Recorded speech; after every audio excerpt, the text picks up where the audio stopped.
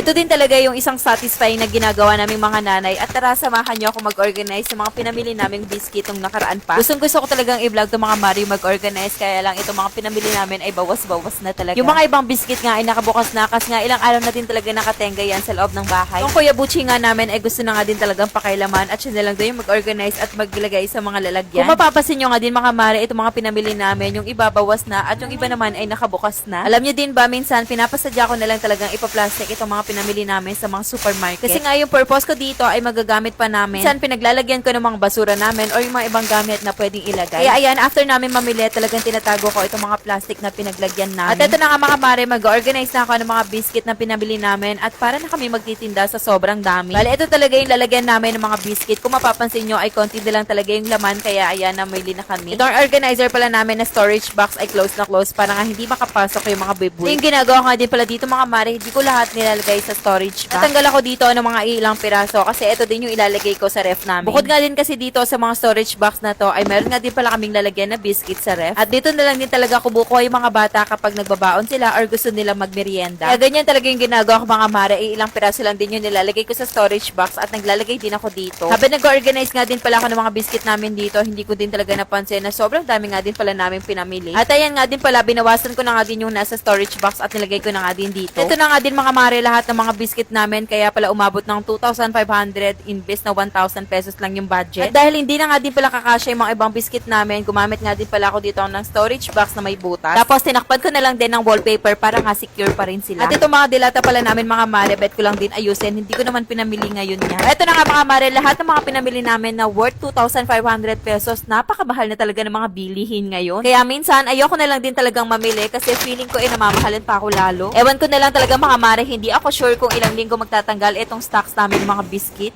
Alam nyo ba kasi mga Mare, no joke, itong anak kong si Kuya Buchi nagbabaan lang naman ng 3 hanggang 5 biscuit araw-araw sa eskwelahan nila. Tapos iba pa nga din yung merienda, minsan hindi talaga merienda yung ginagawa, mukbang. Magsiset pa talaga yan ng camera tapos ilalagay lahat ng mga biscuit sa pinggan. ASMR pa nga yung ginagawa.